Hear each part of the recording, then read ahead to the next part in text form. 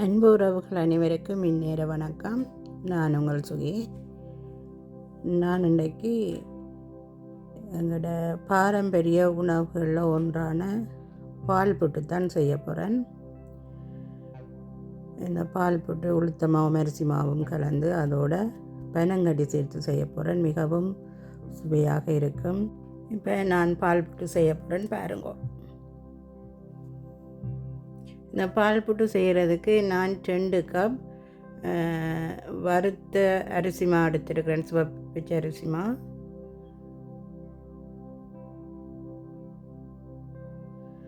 அதோட 1/2 கப் உளுத்தம்மா எடுத்துருக்கிறேன்.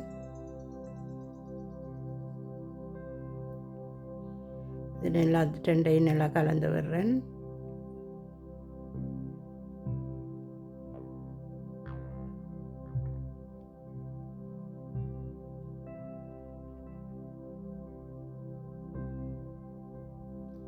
மாவை நல்லா கலந்து விட்டுட்டு ஒரு கப்பண்டு எடுத்து அதுக்குள்ள ஒரு தேக்கரண்டி உப்பு போடுறேன்.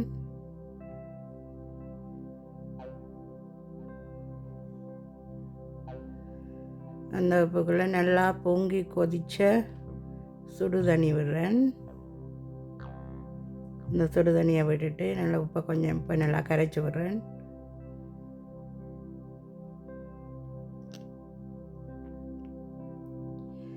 இப்போ இந்த சுடு தண்ணியை கொஞ்சம் கொஞ்சமாக விட்டு இந்த மாவை புட்டு மாம்பழத்துக்கு குழைச்செடுக்கிறேன்.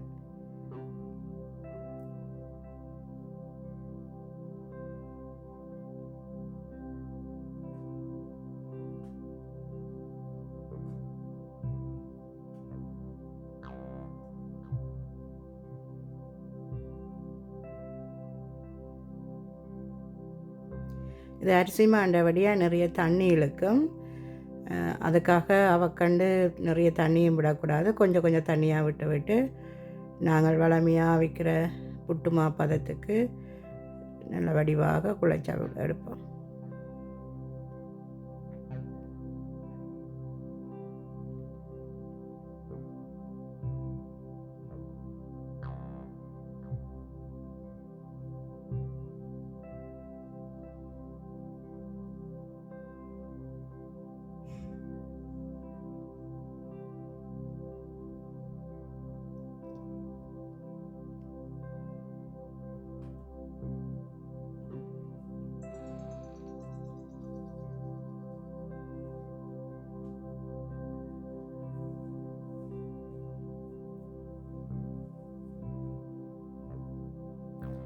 இந்த பால் புட்டை வந்து எங்களோட மூதாதையர்கள் அடிக்கடி உணவில் சேர்த்துக்கொள்ள வேணும்.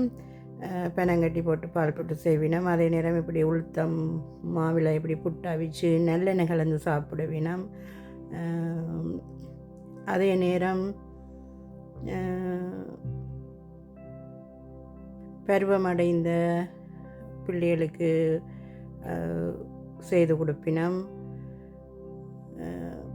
குழந்தை பிறந்த அம்மாமாருக்கு செய்து கொடுப்பினோம். இப்படி எங்களோட பாரம்பரிய உணவுகளில் இந்த பால் புட்டு, எண்ணெய் புட்டு மிகவும் பிரபல்யமானது. இப்போ நான் குழைச்ச மாவை ஒரு சுளையில் போட்டு கொத்தி எடுத்துக்கொள்கிறேன். கையாலையும் செஞ்சு எடுத்துக்கொள்ளலாம். நான் இப்போ சுளையில் போட்டு வெனியால் கொத்தி எடுக்கிறேன். இது வந்து நாங்கள் வளமையாக அவிக்கிற புட்டு அளவுக்கு கொத்தாமல் ஒரு நடுத்தரமாக தூளாகவும் இல்லாமல் ஆக பெரிய கட்டியாகவும் இல்லாமல் ஒரு நடுத்தர இதுக்கு நாங்கள் இந்த புட்டை நான் இப்போ கொத்தி எடுத்திருக்கிறேன். அப்போ தான் நாங்கள் பாலுக்குள்ளே போடைக்குள்ளே கரையாமல் இருக்கும்.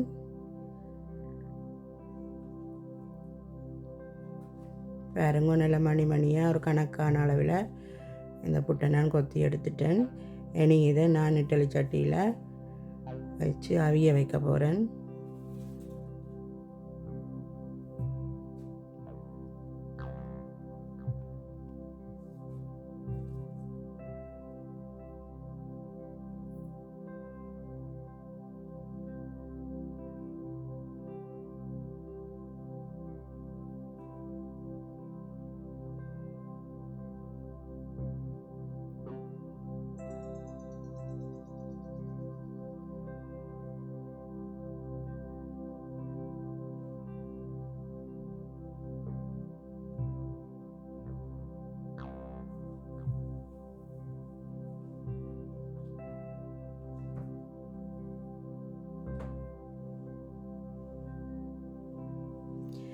இந்த பால் புட்டுக்கு நான் 2 பெனங்கட்டி எடுத்திருக்கிறேன், குட்டான் பெனங்கட்டி. இந்த பெனங்கட்டி நல்ல இறுக்கமாக இருக்கிறதுனால உடைக்க கொஞ்சம் கஷ்டமாக இருந்தது. அதால் நான் இப்போ இதை பாலுக்கெல்லாம் காய்ச்ச போகிறேன். நான் இப்போ இதுக்கு இந்த பால் புட்டுக்கு தேவையான 3 கப் தண்ணி பால் விட்டு அதுக்குள்ளே போட்டு இந்த பெனங்கட்டியை காய்ச்சிறேன். இதை நாங்கள் நேரடியாக பால் புட்டு செய்கிற சட்டிகளையும் போட்டு காய்ச்சலாம். பெனங்கட்டி கரையும் பிரச்சனை இல்லை. ஆனால் இதில் சில நேரங்களில் ஓலை இருக்கும். நாங்கள் அந்த ஓலை கத்தியால் வெட்டி எடுத்தபடியால் சிலது உள்ளுக்குள்ளே அந்த ஓலைகள் இருக்கும். அதனால் நானும் புறம்பான ஒரு பாத்திரத்தில் இந்த சர்க்கரையையும் பாலையும் போட்டு காய்ச்சி எடுக்கிறேன். காய்ச்சி எடுத்துட்டு இதை வடித்து நாங்கள் இப்படி ஒரு பாத்திரத்தில் போட்டு காய்ச்சலாம். அப்படி இல்லை, நாங்கள் குட்டான் இல்லாமல் தனியாக கட்டியாக வரும் பெனங்கட்டின்னு சொல்லி சொன்னால், நல்ல சுத்தமான பெனங்கட்டின்னு சொல்லி சொன்னால், நீங்கள் நேரடியாகவே பால் புட்டு செய்ய போகிற பாத்திரத்தில் பாலையும் பெனங்கட்டியையும் போட்டு காய்ச்சலாம்.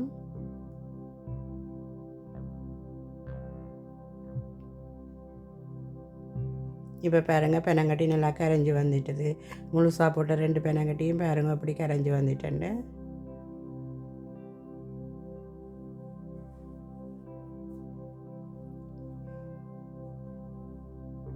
இனி நான் இதை இறக்கிட்டு பால் புட்டு செய்ய போகிற பாத்திரத்தை அடுப்பில் வச்சு இதை வடிச்செடுக்கிறேன்.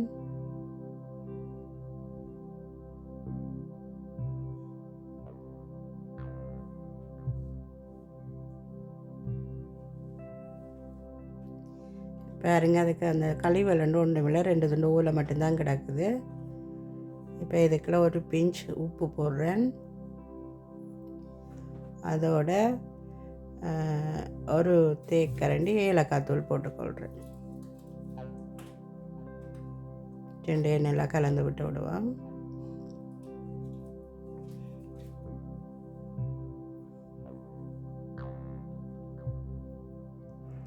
ஏற்கனவே பாலும் சர்க்கரையும் சேர்ந்து நல்லா காய்ச்சி விட்டதுனால நாங்கள் கன நேரம் இதை அடுப்பில் வைக்கணுமென்ற தேவையில் நல்லா 2ஐயும் கலந்து விட்டுட்டு இதுக்குள்ள நாங்கள் இனி புட்டை சேர்த்துக்கொள்ளலாம்.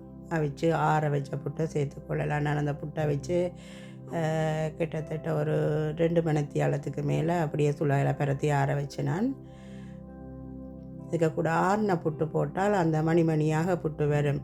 நாங்கள் அவிச்ச உடனே போட்டோம்னா சில வேளைகளில் அது அந்த குழைஞ்சி களியாக வந்துடும். நல்லா புட்டை அவிச்சு ஆற வச்சுட்டு கலந்து சேர்த்து கொண்டோம்னு சொல்லி சொன்னால் புட்டு ஒன்றோடு ஒன்று ஒட்டாமல் மணியாக நன்றாக வரும். இப்போ இதுக்குள்ள நான் அவிச்சு வச்ச புட்டை கொஞ்சம் கொஞ்சமாக சேர்த்து கலந்து கொள்கிறேன்.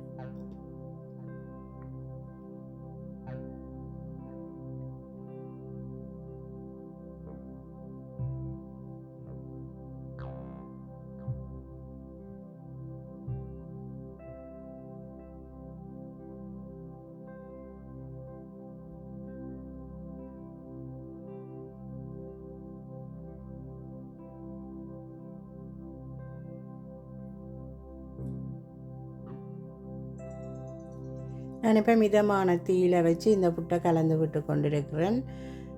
பாருங்க, நல்லா அவ்வளவு இந்த சர்க்கரை பாகும் அந்த புட்டு இழுத்து நல்ல ஊறி நல்ல ஒரு சுவையாக இருக்குது, நல்ல ஒரு வாசமாகவும் இருக்குது. இப்போ நான் செய்து கொண்டு இருக்கையிலே நல்ல வாசனை. நாங்கள் ஏற்கனவே இப்போ இந்த புட்டு அவிக்க வைக்கலையே அந்த உளுத்தமாக நல்ல ஒரு வாசனையாக இருக்கும். இப்போ அந்த பால் சர்க்கரை மணிக்கோணம் பால் பெனங்கட்டி எல்லாம் சேர்ந்து மிகவும் நல்ல ஒரு வாசமாக இருக்குது.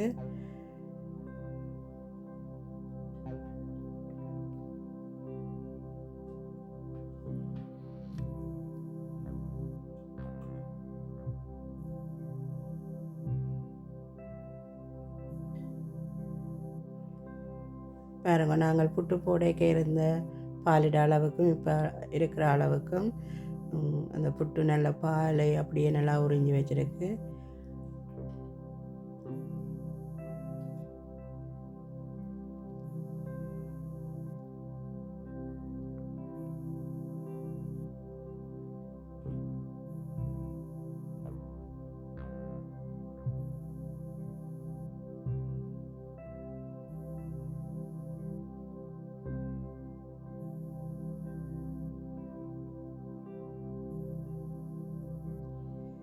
நீங்கள் பனங்கட்டிக்கு பதிலாக சர்க்கரையும் சேர்த்துக்கொள்ளலாம். நான் இப்போ இதுக்கு 2 குட்டான் பனங்கட்டி சேர்த்தேன்னா நீங்கள் இந்த பனங்கட்டிக்கு பதிலாக ஒரு 250 கிராம் சர்க்கரை சேர்த்துக்கொள்ளலாம்.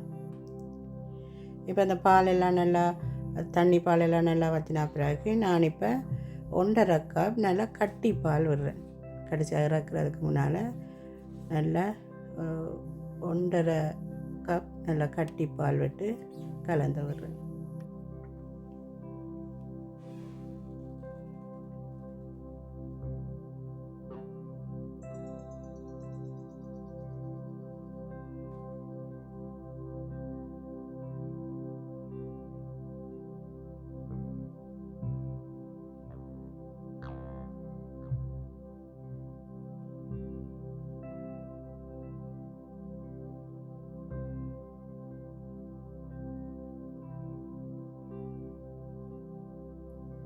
நல்ல வீடே மணக்குது. அதில் ஒரு நல்ல ஒரு வாசமாக இருக்குது. அந்த பனங்கட்டியும் பாலும் சேர்ந்து உளுத்தம் மாவும் சேர்ந்து நல்ல ஒரு வாசனையாக இருக்குது இந்த புட்டு.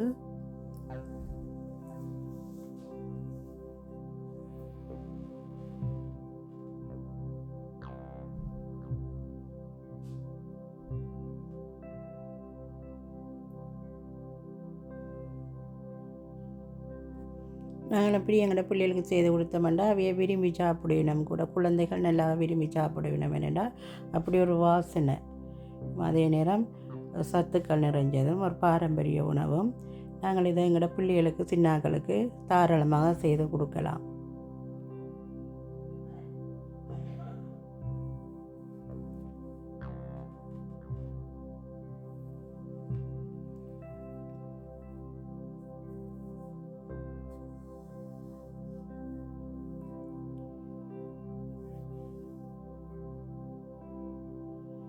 நல்லா பாலெல்லாம் சேர்ந்து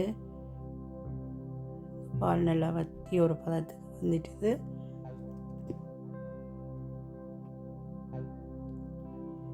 பாருங்க, இந்த பதம் சரியான பதம். நான் இனி அடுப்பை நிப்பாட்டி போட்டு அப்படியே விட போகிறேன்.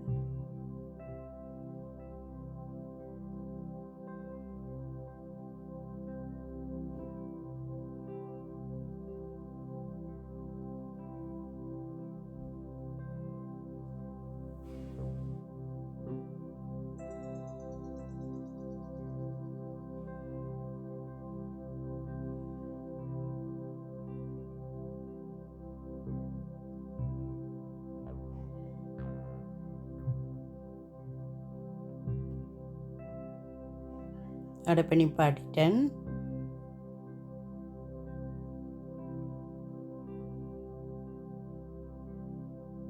ஏன்னா அடியில் நல்லா சூடாக இருக்கிறதுனால சில நேரம் அடி பிடிக்க பார்க்கும். ஒரு கிளறி போட்டு அப்படியே விட போகிறேன்.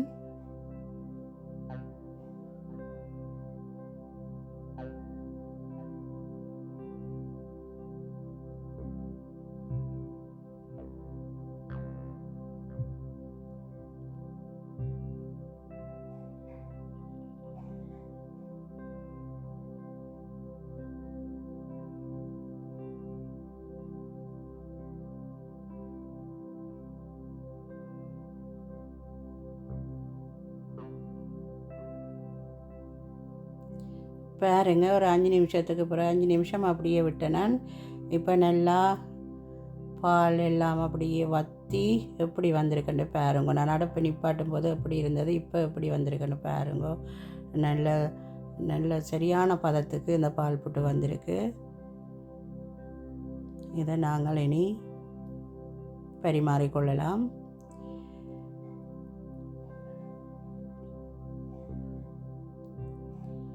சரி உறவுகளை, நீங்களும் இதே மாதிரி இதே அளவில் இந்த பால் புட்டை செய்து உங்களோட பிள்ளைகளுக்கு கொடுங்கோ.